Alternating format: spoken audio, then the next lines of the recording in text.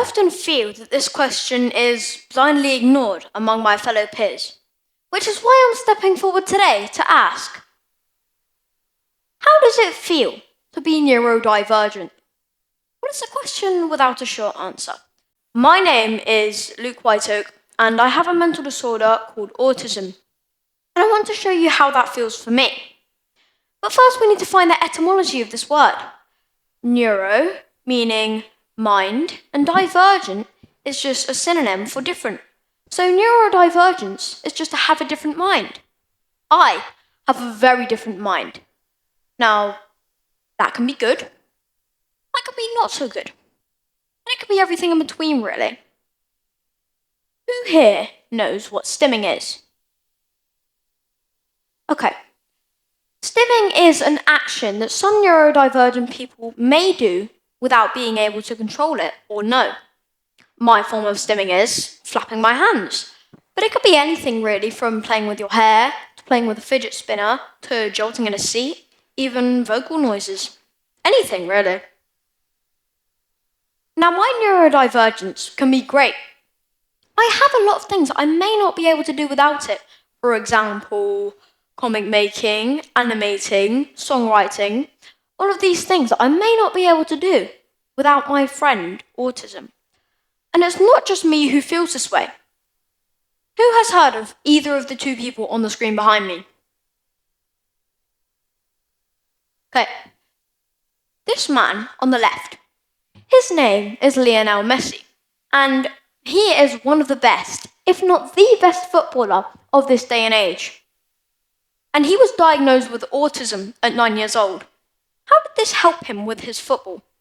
Well, Messi's strong point is running with the ball, thinking tactically, and thinking ahead of the game. Now, this would often require a lot of detail and a strong sense to detail, which autistic people generally have.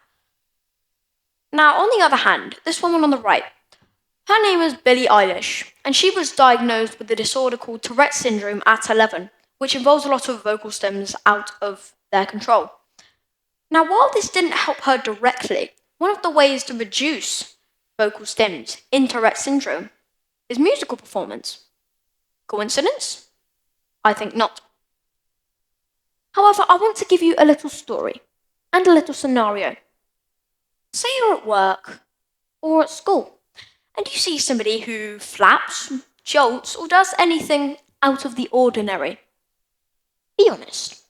What do you do? The person in my case decides to mock me or to imitate me. What are you doing this for? They would ask.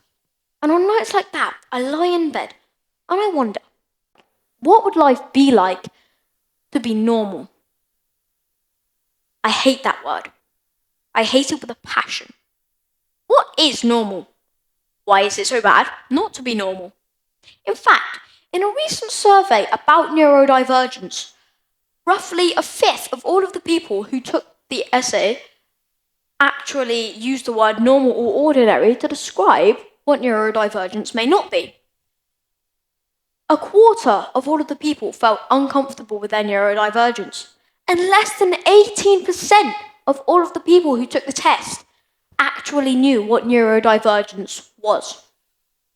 Those aren't great stats. But what can you do? Well, for starters, you could try not mocking them, not imitating them.